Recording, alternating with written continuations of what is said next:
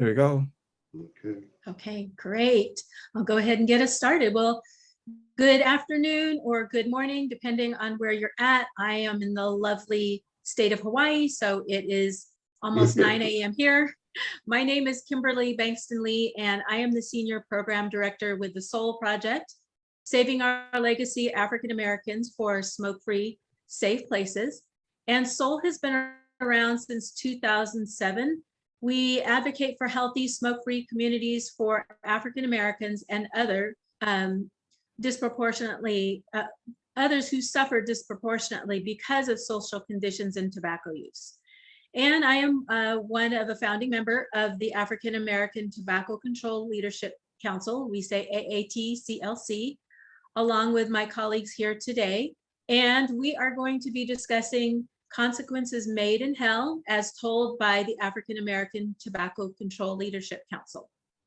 The AAT-CLC was established in 2008 because of the California Tobacco Control Program abruptly ending statewide technical assistance and networking grants that served as the infrastructure hubs in the state for competitive grantees and local health departments. And we were all serving priority populations.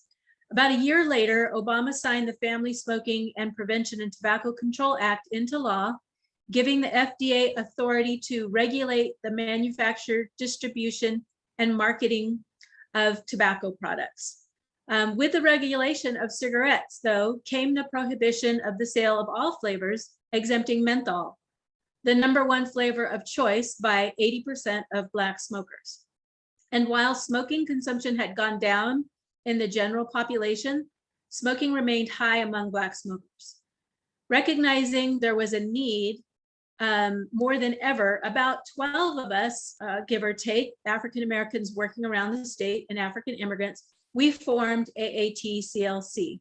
Now, fast forward 14 years, and we see the efforts of the AAT-CLC with over 150 plus cities, counties, and states banning flavored tobacco and vaping products, including menthol. I would like to introduce you to 3 leaders in tobacco control in the state, nation, and world. And collectively, we have over 100 years of experience in tobacco control. As a founding member, we consider, the other founding members and I, we consider these 3 our leaders, our champions in tobacco control. So today, our first presenter is Dr. Philip Gardiner. He is a civil rights public health activist, administrator, evaluator, and researcher. For over 25 years, he has worked on studies ranging from hypertension, multiculturalism and AIDS, to breast cancer, prostate cancer, diabetes, and smoking. Dr. Gardiner has lectured around the country on African American health disparities generally and menthol smoking in the Black community particularly.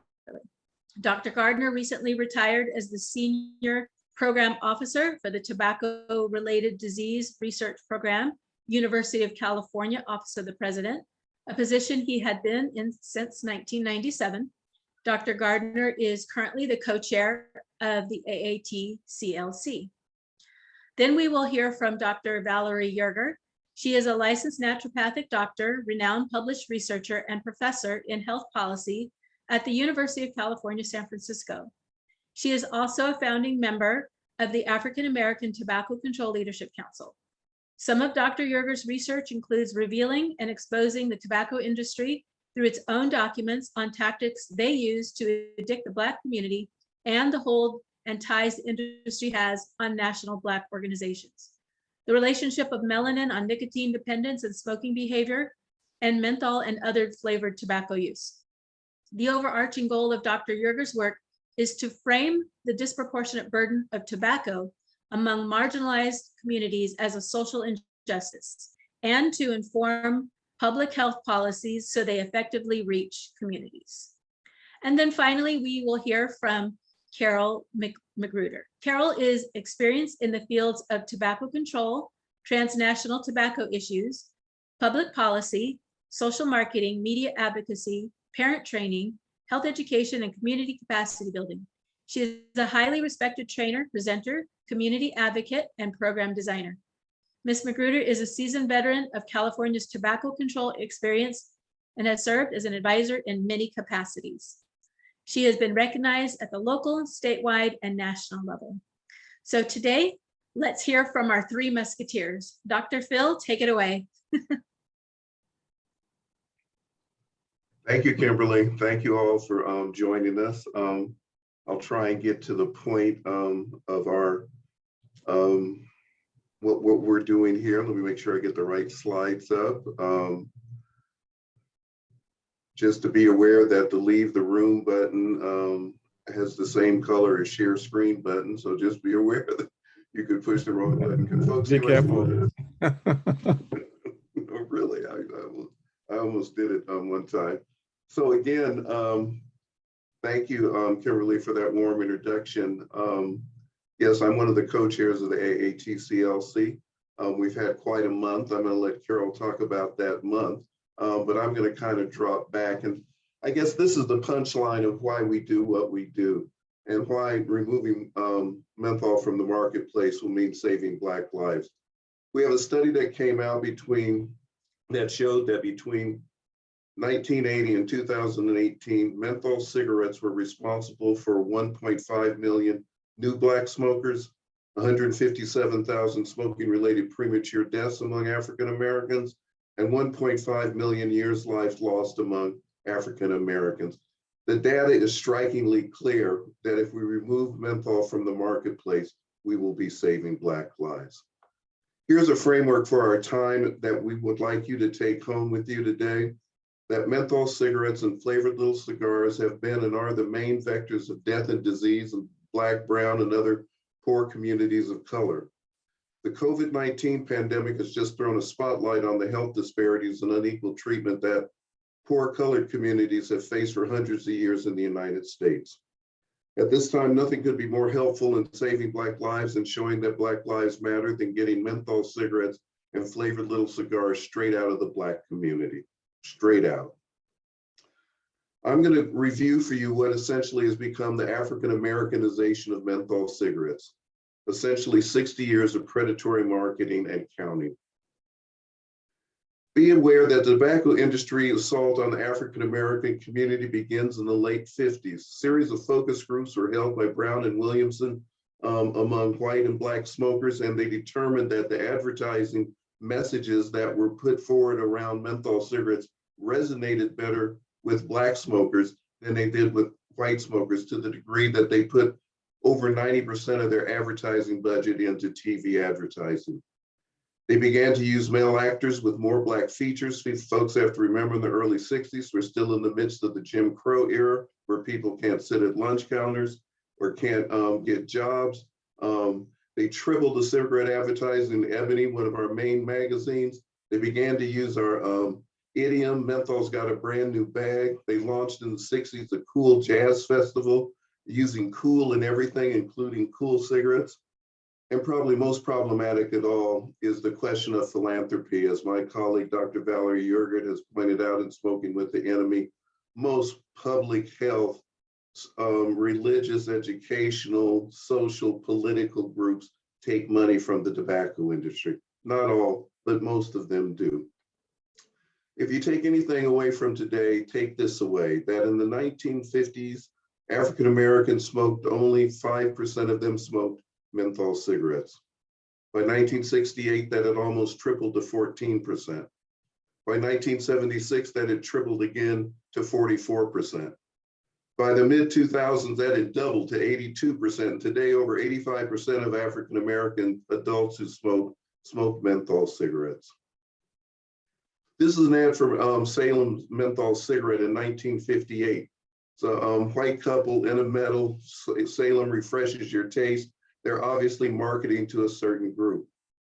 But by 1963, we have Elston Howard, catcher from the New York Yankees, pushing these cigarettes forward. Remember, 1963 is the March on Washington. 1963 is the Birmingham church bombing. That's what's going on in America, but the tobacco industry is way ahead of the curve in putting Black faces straight out selling these products, getting people that are influencers, what we like to call today, pushing these products. Late 60s, early 70s, Here's a brother with a dashiki, beads, and afro, a whole new bag of menthol smoking. They're very clear on what they're trying to sell and who they're trying to sell it to. By the mid-1970s, Alive with Pleasure, Newport. After all, if smoking isn't a pleasure, why bother? Here's a brother in a suit and a tie playing basketball. Of course, Black folks like basketball, and why not support with Newport? By the late 1970s, everybody's getting into it. Here's Winston with Real, Rich, and Cool. Bling, bling. They don't even have to say anything about it. They just the look of it is what's cool. By the 1980s, the menthol wars take off and the fight for market share begins. Another great article by my colleague, Dr. Valerie Yerger, and her colleagues. We come to know about the racial geography of what's going on. The tobacco industry knew the high traffic areas. They knew the parks where people hang out. They knew the street corners. They knew the daily routes. As I pointed out in a number of these presentations at the time, in 1979 and 1980, I lived in New York, lived in Brooklyn, worked in Harlem. I remember coming up out of the subway one day, and there was one of those vans blaring music and giving away free menthol cigarettes. Of course, I was a smoker at the time, and I took my menthol cigarettes. Here's the early 90s, Newport Pleasure. Fire it up again, our idiom being used. Let me just back you up. Remember, here it was Alive with Pleasure. By the early 90s, it's Newport Pleasure. They dropped Alive because having Alive with cigarettes clearly was not a selling product. No pun intended. By the early 2000s, again, enticing. You can see the shadow, the outline of a woman behind the woman in front, bringing the sexual nature of this back into it. Again, this was cool. The one before that was Newport. All of these groups, all of these products are using this. By 2004, we get to the Cool Mix campaign. The DJ battle is on. This is, look, remember back in the 60s, it was the the cool jazz. Now it's hip hop. They've been, the tobacco industry, if anything, has been consistent in their targeting of our people. And as our culture has changed, they've pimped off it as we have changed. Cool Mix campaign was an attempt to capitalize on hip hop in the Black community. Nationwide context of mixing and scratching, that was the culminate in Chicago.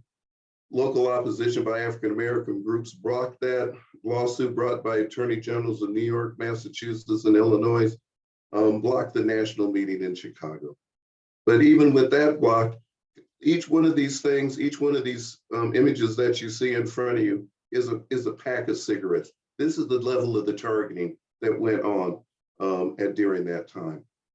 Even up until 2011, they're still pushing, and now it's pleasure. First it was Alive with Pleasure, then it's Newport Pleasure, then it's just pleasure. They don't even have, they've been doing this for 50 years. I've been showing you this same slide. So what is menthol and what it does? And I will be short with this. I know we have a lot more to get to. Be appraised that I would suggest to you that menthol is the ultimate candy flavoring. Menthol at bottom helps the poison go down easier. Menthol essentially has an anesthetic effect that masks the harsh taste of smoking, leads to cooling sensation, increases throat grab, has a numbing effect, and the bottom line, it leads to easier inhalation. The easier it is to inhale, the deeper you inhale, the more nicotine you take in, the more nicotine and toxins you take in, the more addicted you become. We know that mentholated cigarette smoking inhibits nicotine metabolism, meaning that if you smoke menthol cigarettes, when it's in your liver, it becomes cocaine. Menthol slows down the metabolism of cocaine and allows it to stay in your body longer.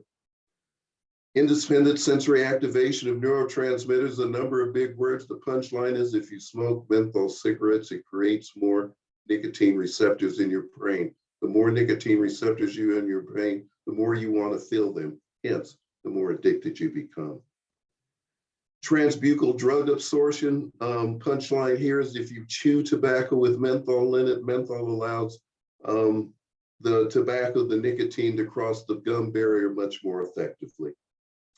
And probably most problematically, Menthol leads to greater cell permeability, meaning if there's menthol in the smoke that a smoker uses, that the smoke penetrates cell walls much more efficiently than if there isn't menthol in it. All products contain some menthol. Let's be clear. This is from the tobacco industry. And we're going to argue, I know there's currently a rulemaking going on that we should get rid of menthol as a characterizing flavor. The AATCLC wants to get rid of menthol as an ingredient because keeping it even at low levels will even produce some of the issues that I just pointed out to you. We need to get rid of it all the time, but be appraised. It's in chewing tobacco, pipe tobacco, Marlboros, Kents, all of it, not just in Cools and Salem's. Melanin and nicotine. Punchline here is the darker your skin means the more nicotine is stored in your body. Not a lot of people don't know that, so if you add that with the greater cell permeability and the longer it takes to metabolize in your system and nicotine's being stored in your body, it's a setup, frankly. Menthol is harder to quit. What's great about this slide is that we see menthol smokers try more often, almost 10%, almost more often than non-menthol smokers, but are almost 15% less likely to actually accomplish that. Word on the street is often that you're trying to get off menthol. You're not only trying to get off nicotine, you're trying to get off menthol too. Predation. We all know what predation means. I won't read this. The punchline here, this is a slide from our colleague, LaTanisha Wright, who worked on the Cool Mix campaign and came out and left because of the racist annotation of it. Punchline here, this is tobacco industry words. There are focus communities and there are non-focus communities. Focus communities are inner city, colored and poor. Upscale, non-focus communities, upscale, suburban, rural, and white. This is the tobacco industry's stuff. They knew this in the first place. We find that as the percentage of African-American students increased, the proportion of menthol ads increased. Great study by Lisa Henriksen at Stanford University showed there's a dose-response relationship.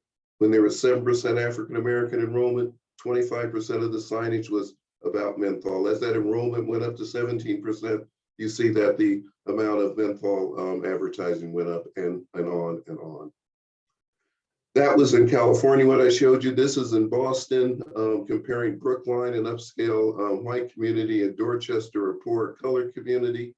Punchline here is that there are more retail ads in Dorchester. The ads are larger in Dorchester. The amount of menthol ads are significantly larger in Dorchester. And I guess what is most disturbing is that the price of cigarettes are cheaper in Dorchester, and we have found this to be true throughout the country. This is why we're taking up this issue here in the first place. I'm going to close with you by pointing out where Kimberly left off, that menthol is a sacrificial lamb. I would suggest to you that the Family Smoking Prevention and Tobacco Control Act of 2009, signed by Obama, was a deal with the devil between Philip Morris, Southern senators, representatives, and some representatives of the tobacco control movement, and some representatives of the Congressional Black Caucus. It eliminated 13 flavors from cigarettes, but the punchline being here that it excluded menthol. And excluding menthol, they essentially threw African Americans, women, youth, Native Hawaiians, Filipinos, folks from the LGBTQ communities, Puerto Ricans, folks with behavioral health issues, the homeless, poor folks, on infinitum. They threw them all under the bus. With that, I'm going to stop. I believe I'm going to end there. Yes, I'm going to end there. And I'm going to throw it back to Kimberly. Thank you. Thank you all for hearing me out. Thank you, Dr. Gardiner. And what we'll do is we'll take, if you have questions, place them in the chat. Since we got started a little late, we'll try to answer them there. And if we have enough time, we'll have a discussion at the end. Up next, we have Dr. Yerger. Hello, everyone. I'm attempting to share my screen, but it won't allow me. So Dr. Phil, maybe if you stop sharing, that will allow me. I'm sorry if it's still, yeah, there you go. Sorry. Okay, wonderful. Hello, everyone. Let me take a moment.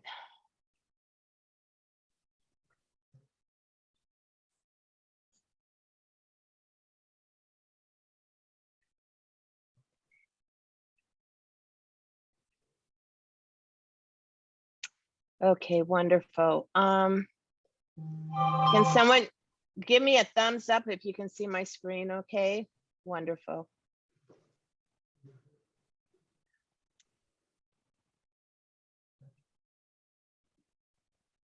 Okay, so I'm gonna follow behind Dr. Phil and give you a little bit of a background as to why it is we're even dealing with menthol cigarettes disproportionately burdening African Americans as a community.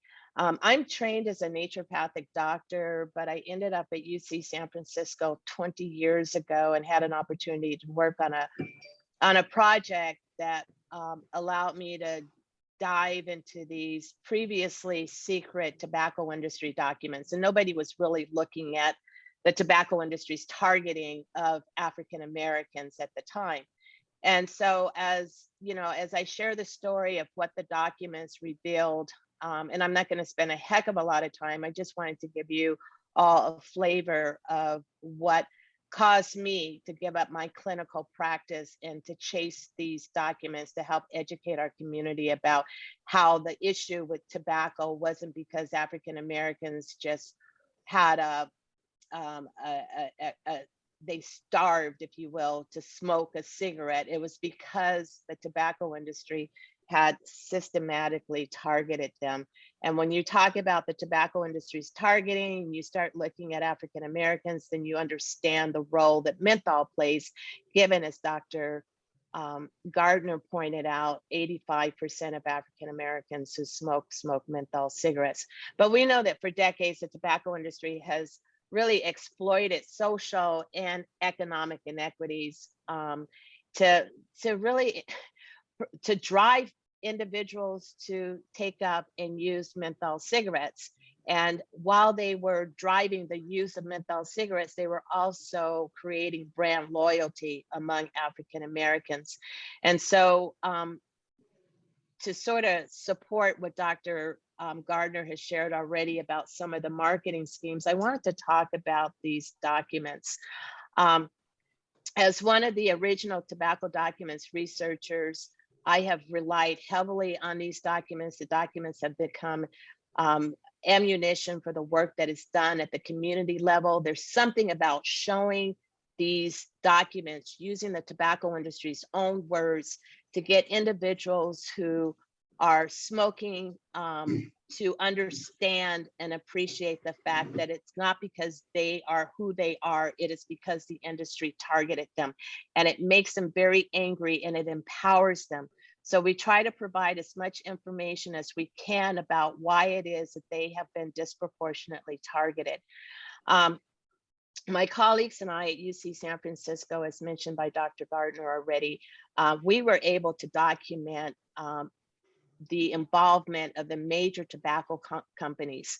For one thing, they aggressively competed against one another in primarily low-income African-American communities across the country. When the 1964 Surgeon General's report came out, documenting the relationship between smoking and death and disease, the tobacco industry knew that lower income, less educated individuals, i.e. Black folks, would be the ones that would continue smoking and not quit at the rate that we were seeing the more affluent populations quitting. And since Black folks were smoking menthol cigarettes, they decided that they were going to invest a lot in furthering the use of menthol among African Americans.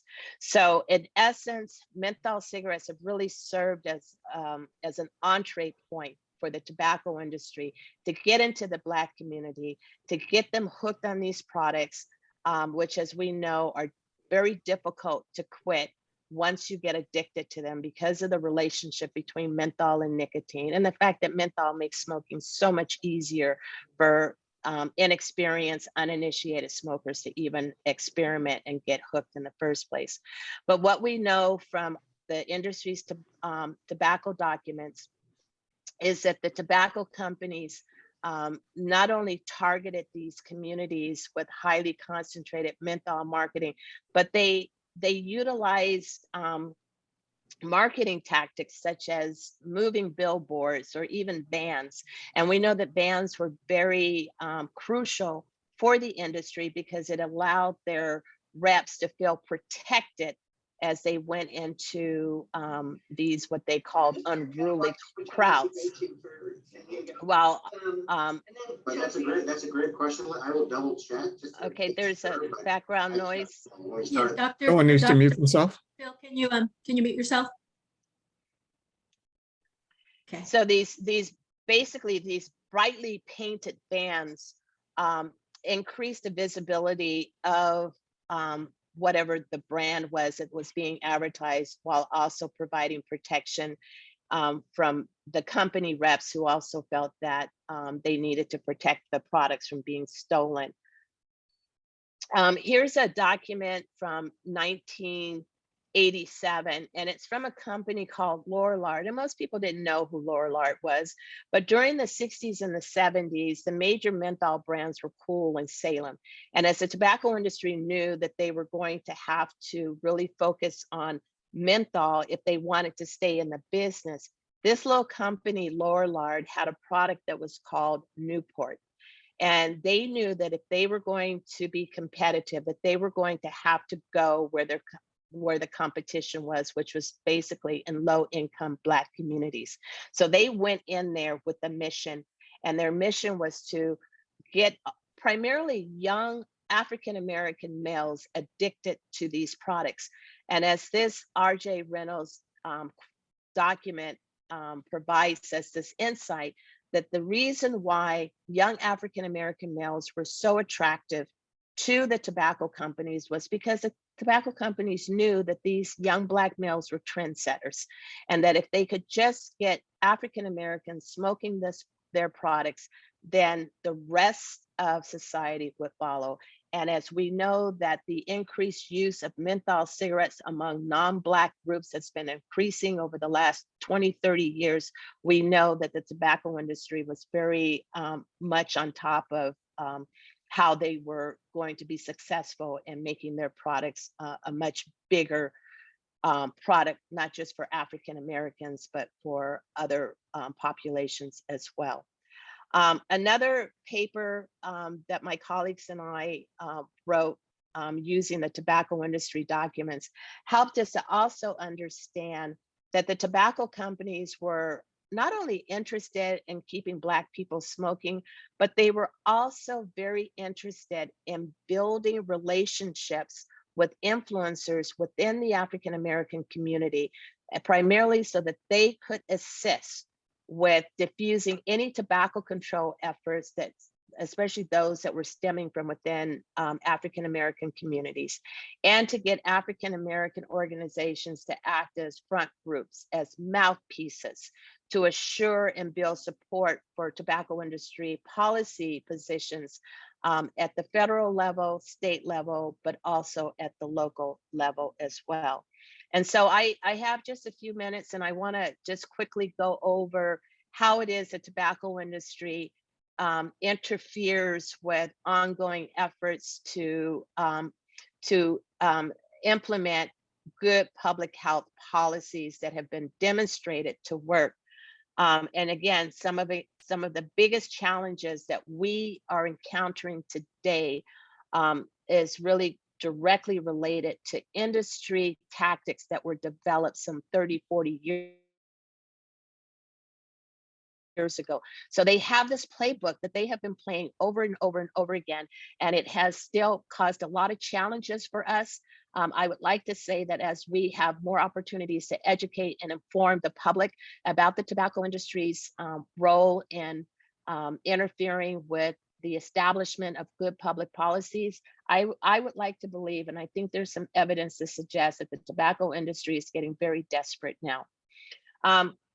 We've been talking about menthol, so I want to focus on menthol and ongoing efforts to ban the sale of menthol cigarettes at the state, and local level, as well as a recent FDA announcement that it is proposing to ban menthol cigarettes and flavored little cigars. So the tobacco industry's argument is that smokers will be penalized for using or possessing menthol cigarettes. And it is very clear that this is not the case. We have had menthol bans popping up all over the country, and there has not been an increased interaction with the police and those menthol smokers. In fact, local ordinances, I have that here on the slide, but not just local ordinance, but state ordinances and even the FDA ordinance very clearly state that there are no penalties for any personal possession, and that the penalty is at the level of the tobacco manufacturers, at the distributors, wholesalers, importers, and also retailers. Another argument that you may hear regarding the menthol ban is that it is a racist policy that unfairly targets African Americans. That is strictly industry rhetoric. They use African American leaders to promote that myth. In fact, banning menthol is a catch-up policy. Menthol should have been banned back in 2009 when the other flavors were banned as the FDA was given the authority to do by the Family Smoking Prevention and Tobacco Control Act of 2009. We also, again, this ties into the increased criminalization of African American men in particular if menthol bans are implemented. There's also this connecting myth that there's going to be increased violence. We know that there's no data to support that, nor are there any data to support that a menthol ban will lead to an illicit market of menthol cigarettes. These products have been banned throughout Canada. They've been banned in other parts of the world, including Europe and some countries in South America. There is not any evidence whatsoever that any menthol bans will increase the illicit market of cigarettes. I'm going to end with just showcasing some of the individuals that we are aware of. As there is more effort to ban menthol cigarettes and these flavored tobacco products, we're seeing increased activity of the tobacco industry and their front groups. The African American Tobacco Control Leadership Council has been calling out individuals for a number of years now. So what we're seeing is that individuals that are new to us, that we have not seen before, are starting to show their faces, and we know their connection because we can tie them in to organizations that have already been connected to taking money from the industry so that they can specifically interfere with tobacco policies directed at banning the sale of menthol cigarettes and these other flavored tobacco products. But these individuals here are consultants. They've been taking money from Reynolds American.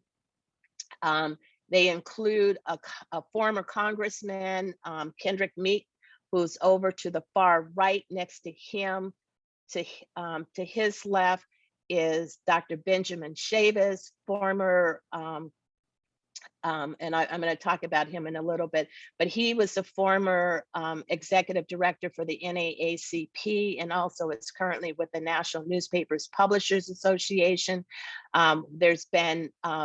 We are able to track funding between organizations, including the Drug Policy Alliance, the Law Enforcement Action Partnership, and others as well. And you'll note that they look very much like the individuals that we are trying to protect with our policies. We know that Ben Chavis has taken quite a bit of money. We have evidence to show that they are increasingly receiving funds from the industry as our policies are becoming more and more expansive across the country. Reverend Sharpton has also been tied to tobacco and their money through his organization, NAN, National Action Network. We know that they have been extremely vocal against menthol bans. And Carol McGruder is going to get into more about their roles, but I'm going to finish up in the next minute here to give her time to talk about this, these relationships and how they interfere with us being able to tackle this very incredibly pernicious social injustice of the tobacco industry, and they're getting menthol cigarettes into our community and using people that many of us have grown up with and have admired over our entire lifestyle to interfere with no evidence whatsoever. Just want to quickly show that through NAN, the mothers of Trayvon Martin, Eric Garner, and now they also have the mother of George Floyd, who are coming out arguing against menthol bans. And we know that they're starting to change their tune a little bit. So this is a quote from the mothers. While we have been told that Black smokers will not be criminalized for possessing menthol cigarettes, so they are listening, that does not match our experience with other cigarette policies. And then again, they get very vague about what that means. We just want to call out these individuals and just tell them, if you're going to get in front of the public, if you're going to get in front of the people, tell us that you have a relationship with the industry, and let's talk about the conflicts of interest. And I'm going to stop here, Carol, because I'm looking at the time, and I know we did get started late, but we probably have a stop time that is not very flexible because there will be other sessions going on. But feel free, Carol, if you want to mention the resolutions, you can go ahead and add that to your part. So Carol, are you here? I am here. My camera's on, Okay. and so I'm ready to share my screen. Wonderful. Okay. And good evening, good morning, good afternoon, wherever you are in the world. And I'm going to go fast. So people, can you see my slides and hear me? Give me a thumbs up, Val. I can see you. If you can hear me and see my slides, thank you. Okay, so it's our pleasure and honor to be with you today. We want to thank Dr. Richard Gregory Johnson for organizing this. Kimberly Bankson Lee explained who our council is, but I just want to show this wonderful picture of us. These are the dedicated people who have been working tirelessly since 2008, meeting every month, since then almost, to accomplish the things that are coming to fruition right now. And there's some very exciting things in our work. So I just want to start off with Los Angeles. June 1st, the city of Los Angeles became the largest city in this country to pass a law to take menthol and flavored tobacco off the market. A significant achievement with a 12-0 vote, unanimously voting to take menthol and Newport cigarettes off the market. This was the press conference that we held, and behind me is the president of the LA City Council, and then a city council member, the African-American gentleman there, who was staunchly in favor of this the whole time. We've been actually introduced this before COVID and have been fighting about it ever since. And there is a very happy camper. We went down for this, and it was very emotionally moving for me and challenging because I grew up partially in Los Angeles, in between LA and San Francisco. This is the Watts riot there in the 60s. As a child, I witnessed the smoke coming up from the neighborhood where we lived, the plumes of smoke, and watched on TV images like this. So this is very much fixed in my brain, in my heart, the police brutality that we suffered in Los Angeles, in particular, a very racist police department that just brutalized Black people for decades down there. And so this is the backdrop that Dr. Val talked about, the Al Sharptons and the Ben Chavises. This is what the tobacco industry, these feelings and emotions that are very deep, they link it onto menthol, taking menthol off the market, that this is what's going to happen to Black people if we do that. So this is Rodney King. The beginning of the live, the videos that show Black people being brutalized by the police. But unlike George Floyd, Rodney King's abusers were acquitted, and that led to more rioting and insurrections across this country in that fight back. This is Los Angeles after the Rodney King verdict. when these officers, the LAPD, they were acquitted. So LA is really ground zero for that feeling. And this is what we must address in the work that we do. It was mentioned that the European Union, Canada have taken menthol off the market, and there was no discussion about what Black people wanted or needed in those places, because Black people in those places, they weren't raciously and perniciously targeted to smoke mentholated tobacco products. And the racial overlay that we have in the United States for almost anything that we want to try to accomplish, it doesn't exist in other places. And of course, Europe, which was a colonizer of Africa, there's racism there, and in Canada. But the degree of that race influences and blocks public health policy is just phenomenal in this country. So this is the picture of President Obama when he signed the act in 2009. Those children behind him are now grown adults, and we're still waiting for menthol to be taken off the market. And that was how we started the local cities, counties, and state actions, because of the inaction on the part of our national government to protect African Americans. And so menthol was left in, that's talked about. This wasn't based on science. It was a negotiation. It was a match, a deal made in hell, because it really sacrificed African Americans and our children. It was generally accepted that flavors hook children, but not Black children, that Black people are just born whole adults with a Newport in their mouths, and we don't need protection the way other people's children do. And so we took particular offense at that, and we've been working ever since. And so we see this as it's a human rights violation. It's a violation for the international treaty that the U.S. is a part of, the Convention for the Elimination of All Forms of Racial Discrimination. And that's what we want the world to, and especially Americans, Black, white, and everyone, to take this issue on as that. That's what it's about. Retailers that we come up against in our communities, they say that Black kids smoke because it's a failure of our parenting. And so this child is one of the poster children of that. And he needs extra protection. Maybe he doesn't have the benefit of a strong community. And so he needs the adults to take over and to say that these deadly products that kill half of the people that use them, they need to be taken off the market.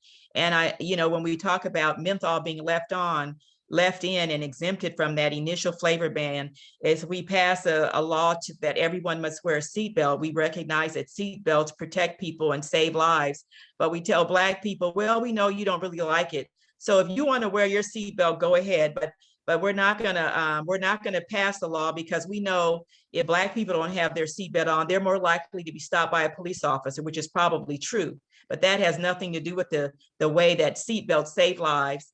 And that we need to deal with the offense of needing police reform in our country, and not allow the tobacco industry to target us and to kill 45,000 Black people every year in this country, because we need to do police reform. So this is an abstract that we presented. We began taking our case out of the country years ago. This is actually 10 years old, presented in Singapore, the least of these: U.S. tobacco control policy, mentholated cigarettes, and African Americans. And this basically lays out what Dr. Val has already talked about from tobacco industry documents of the pernicious targeting over decades of African Americans in this country. This is our poster girl for that, Marie Evans. If this woman were alive, she would be my age. She was given free Newports as a child, 9 years old, in Boston, and that happened in every major city in this country. Addicted, 13, dead at 54. And her family is one of the few African American families that actually sued the Newports and actually received a judgment. So African Americans are used as a tool to blunt public health policy for everybody. This is the LA Times article that really has helped us, because it talks about how the tobacco industry stokes our fears, using George Floyd, Eric Gardiner, to say that what we're doing is not good for the community when it absolutely is. This is an article by Dr. Val that was in response to this research article that was paper that was published that documents the most recent numbers of what a match made in hell, the lives lost, 1.5 million new African American smokers, 157 smoking-related premature deaths among Black people, and 1.5 million life years lost among African Americans. So this is one of our top concerns in our community. We will not allow the industry to latch on to our legitimate concerns, to flip their racist, pernicious targeting of our community now and use that as their defense to keep their deadly products on the market. Dr. Val talked about the Right Reverend Al Sharpton and Nan already. Eric Gardiner became the catalyst for the Black Lives Matter when he was also filmed being murdered by the New York police because he was allegedly selling single cigarettes in New York. This is a case in California of a teen who was attacked. This officer was subsequently fired for abusing this teenager around a Swisher Sweet Buy. But the tobacco industry promptly got articles written about the unintended consequences of the laws that we're trying to enact and pass. And so our work continues. The state of California passed a law in 2020. It's a referendum that's on the ballot now in November. The industry collected signatures for that. And so you are now anointed. This is our policy, and these slides will be available to you. I'm going to speed through this, but we have an African-American platform policy that you all can use in your work as you adopt this issue wherever you are. And it gives the weight of our organization with these 10 platforms, policy platforms that we have to further the work that we're doing. We encourage you to go to our website, savingblacklives.org, sign up. You will get our e-blast and you will find ways that you can help to continue this fight. And then I'm going to end it there. And then I guess we can take questions. And we have a conference. That's the last thing. In September this year, you're all invited. So if you go to savingblacklives.org, you will get information about our conference. Thank you, Carol. Do we have any questions from the audience? I was trying to monitor the chat a little bit. I just have a comment and kind of a question. Sorry, my name's Taylor. I'm Dr. Johnson's student for the M&A program. Sorry, I'm running around, but I was listening. Hey, Taylor. Hi. I just wanted to say. I'm sorry, I just got to put a plug in about Taylor. She just graduated from undergrad last year and will be finishing her master's this year. So wow. Kudos. I'm so proud of her. Thank you. I'm running around, but I just wanted to say thank you all so much for this conference. It really meant a lot to hear, the perspectives about pop culture and how it influences Black people, and particularly Black children. I have a nonprofit for Black and Brown, primarily Black girls ages 12 to 18. And we're talking about smoking, primarily like marijuana use. But we talk about how culture influences us and influences our family and the harm that it's done to our communities and to our parents. So I'm really thankful for this. And I'm going to be plugging into that conference to see if some of my middle school and high school girls can attend that. So thank you. Wonderful, wonderful. And we have small community grants. You go to the website amplify.love and you can find out about that. Thank you. So maybe what we can answer is how can we in public health collaborate with other non-traditional partners to address social equity? Carol or Dr. Well, one Yerger? way is what I just mentioned. So I am I'm a project director for 2 statewide projects. So one is amplify.love. That's the website. And we have small community engagement awards to help our non-traditional partners to integrate tobacco control into what they're doing. Small grants it's under $5,000, but we have a very simple process and we really try to work with you so that we're not adding a big workload onto what you're doing, but we're incorporating these things because this tobacco touches every aspect of our lives. So it's an easy bridge for anything that you're doing if you're helping the community. Okay. And you mentioned. I'm sorry, Kimberly. Go ahead, I just Dr. wanted to Johnson. mention very quickly that I mentioned this earlier, and Dr. Val hit it right on the head when she started speaking, but this session will time out automatically at 12:45. So that puts us at about 6 more minutes or so. Okay, yes, thank you. I'm not sure if it was Carol or Dr. Valerie that mentioned CER, the Convention on the Elimination of Racial Discrimination. Can you explain a little bit how we're utilizing that in tobacco control? Sure. So everything that we've just talked about today is there are violations for the Convention for the Elimination of All Forms of Racial Discrimination. This is an international treaty that the U.S. did ratify and sign. So we are part of this international body, and the UN actually holds hearings to see how countries are doing in living up to the terms of the convention. And so we're entering a period where it's the reporting period. And we've already taken our case to CER, to the committee, and they will be judging how the U.S. is doing. And so we want to highlight that and to amplify that more, because what the industry has done to us, it violates these treaties. And so with that, for me personally, we're going to be talking about reparations in the future, some health equity reparations for all the lives that we have lost because of this targeting and the neglect of our government to protect us. Thank you. Do each of you have any last comments that you would like to make? Or a call to action? Well, let me first just thank Richard for organizing this and being a member of our council. I want to thank Kim for being in Hawaii and reminding me of how nice things are. And then thank all the people who generally who came out for this. I know we didn't really publicize this a lot, but I think the take-home message is that the #1 killer of Black folks are tobacco-related diseases, and the main vector for that are menthol cigarettes and flavored little cigars. And this is the mission of the AATCLC, is to get that out of our community. This fight has come a long way, but frankly, it has a long way to go. We want to encourage you to join with us. Carol has pointed out, if you go to our website, savingblacklives.org, there's many different things we're involved in. Would love for you to join with us. Again, thank you all for being here. Yes. Kimberly, Before we go on, I see that there's a hand raised by Tamina. Yes, Sure, that's hello the everyone, beginning. thank you. I do not have any question, I have a comment. So my name is Tahmina, I am a researcher at Overt Helpers.